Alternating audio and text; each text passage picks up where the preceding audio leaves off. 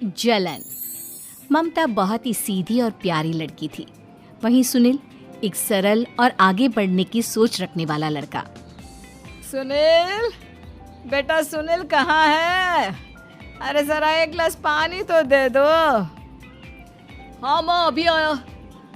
क्या माँ, पानी तेरे सर के पास ही तो रखा है, क्या हो गया है? तबीयत खराब है क्या? अरे नहीं नहीं, वो उठने का मन ही नहीं कर रहा था तो देखा ही नहीं। वैसे क्या कर रहा है? यहाँ बैठ ना मेरे पास। माँ पढ़ रहा था। वो क्या है ना, नौकरी में तो वक्त नहीं मिलता, अब ऑफिस से घर आकर ही तो वक्त मिलता है। अच्छा अच्छा ठीक है, पढ़ ले जा बेटा। सुनील पढ़ लिख कर और आगे बढ़ना चाहता था, लेकिन माँ की तबीयत खराब देखकर सोचता है कि शादी ही कर ले। कब तक माँ का ख्याल वो अकेले रख पाएगा? तो एक दिन, माँ ये ममता है, मैंने इससे शादी कर ली है। तुम्हारी तबीयत भी ठीक नहीं रहती तो मैंने सोचा शादी कर लेता हूँ। घर संभालने वाली और तुम्हें संभालने वाली कोई आ जाएगी तो अच्छा रहेगा। माँ अचानक से सामने बहू देखकर हैरान रह जाती है। बेटा ये क्या बात होती है? न बैंड, न बाजा, न दहेज, न शगुन, ऐसे कैसे बहू आ गई? माँ तू तो जानती है मैं नौकरी के साथ पढ़ाई कर रहा हूँ, तो कहाँ से इतना पैसा बचा पाता कि धूमधाम से शादी करता। वैसे भी माँ, लोग तो आकर खाकर निकल जाएंगे, इसलिए बस वैसे ही। माँ जी, मैं आपका ख्याल रखूंगी। वैसे भी ये आगे की पढ़ाई कर रहे हैं, अच्छा कुछ कर गए तो सबके दिन फिर से अच्छे आ जाएंगे। सास को ममता की बात ठीक तो लगती है, लेकिन मन में कहीं ना कहीं लगता है कि कहीं बहू बेटे को लेकर फुर्र ना हो जाए और फिर तो वो रह जाएगी अकेली। बेटा देख, मेरा जो कुछ भी है वो सुनील ही है, और सुनील का भी अब इस दुनिया में मैं ही हूँ और कोई नहीं। क्या सुनील? बिल्कुल माँ, लेकिन आज से ममता भी मेरे जीवन का अहम हिस्सा है, जैसे तू है। सास को बड़ा बुरा लगता है कि उसकी सल्तनत में कोई और हिस्सेदार कैसे हो सकता है। कैसे कोई और उसके 30 साल के बेटे की जिंदगी में अचानक से आकर बराबर का हिस्सेदार बन सकता है। देख बहू, मैं भले थोड़ा बीमार रहती हूँ, लेकिन इसका मतलब यह नहीं कि घर की चीजों में मेरा कंट्रोल खत्म हो गया है। मैं आज भी इस घर की रानी हूँ, समझी? बेटा सोचता है कि ये माँ को अचानक से क्या हो गया। कल तक जो माँ कहती थी कि जिंदगी का कोई भरोसा नहीं, वो अचानक से जंग के मैदान की झांसी की रानी कैसे बन गई? माँ क्या हो गया है? सब ठीक है ना? अचानक कैसी बात कर रही हो? ममता का आज पहला दिन है, स्वागत करो उसका।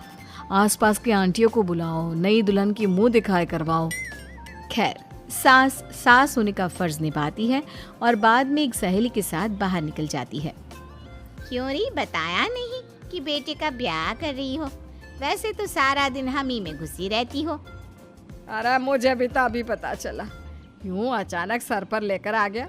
कहता है बहू है माँ तुम्हारी, अब इसको भी इतना ही मैं प्यार करता हूँ जितना तुझे करता हूँ।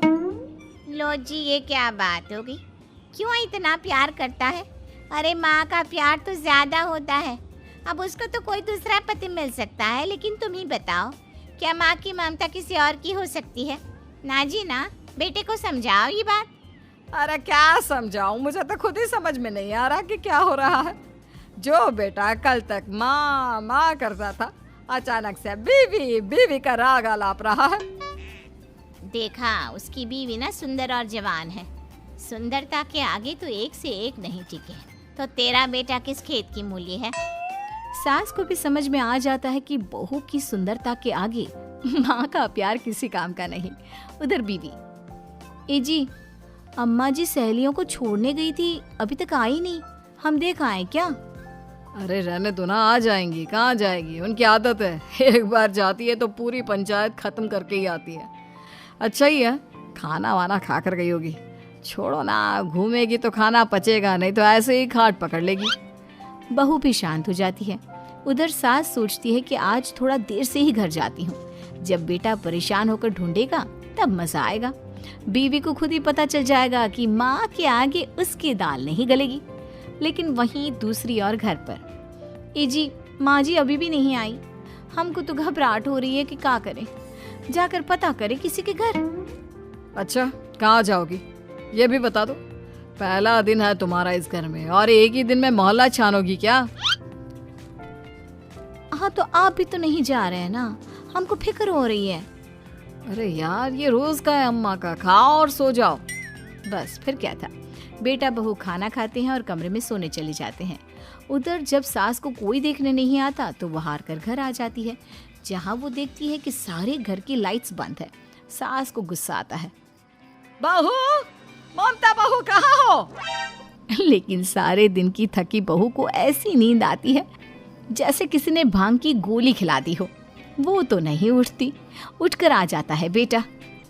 क्या बात है अम्मा, काहे चिल्ला रही हो? अरे सो जाओ ना, सुबह की थकी है बहू, वो सो रही है। जोर से बोलोगी तो नींद खुल जाएगी उसकी। माँ को गुस्सा आ जाता है। फिलहाल तो सो जाती है, लेकिन मन ही मन ढेर सारा जहर बहू के लिए भरा होता है।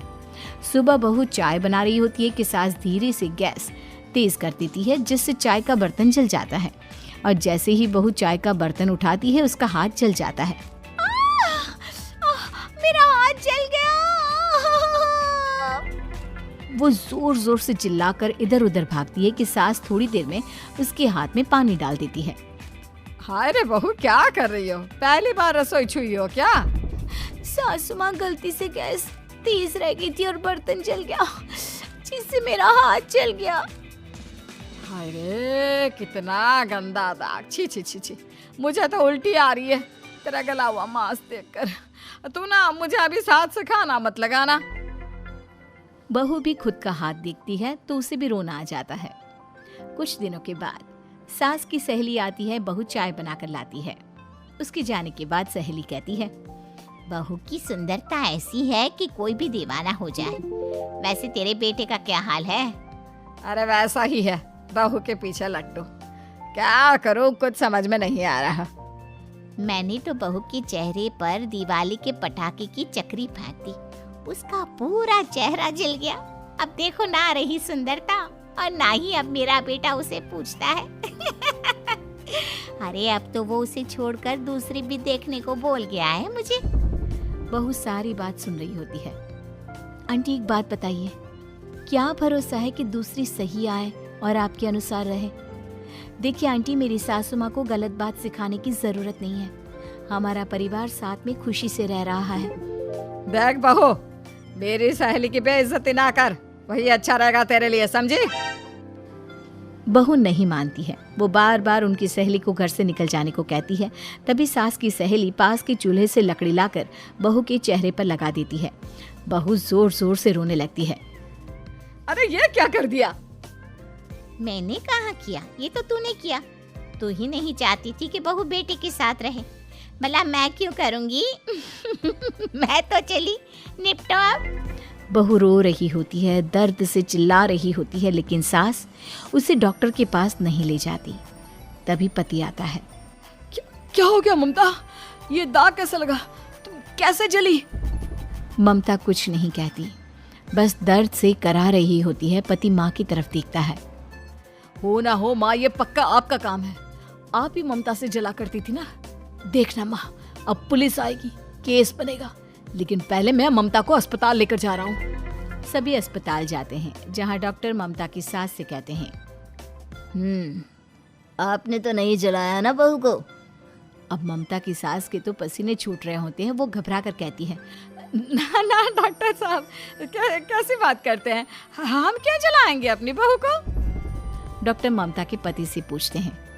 देखिए, क्योंकि ये ससुराल में जली है तो मामला पुलिस का बनता है, तो आप पहले पुलिस को बुलाइए, तभी इलाज पूरा होगा। सास डर जाती है कि अब तो बच्ची जिंदगी जेल में ही रहना होगा। रहने दीजिए ना, पुलिस को क्यों बुलाना? सारी हंसी खत्म हो जाएगी जब पुलिस के डंडे पड़ेंगे। बहू को जलाना भले ही बहुत आसान हो, लेकिन उसके बाद सारी जिंदगी जेल की हवा खाना। सास डर जाती है। पुलिस आती है। पास लेटी दर्द से करा रही ममता स्टेटमेंट देती है। तो क्या हुआ था? कैसे जली आप? ममता पास खड़ी सास को देखती है। बेटी बताओ, कैसे जल गई तुम? ओए, काका का किरण वाली शाहरुख, चुप, बिल्कुल चुप। सास चुप। सभी इंतजार करते हैं कि ममता क्या बोलेगी। जी मैं खाना बना रही थी, लकड़ी उड़कर मेरे ऊपर गिर गई और मैं जल गई। सास बहू की बात सुनकर रोने लगती है। देखा माँ, कितनी समझदार है ममता। ये चाहती तो, हाँ बेटा, ये चाहती तो मैं आज जेल में होती। मुझे माफ कर दे।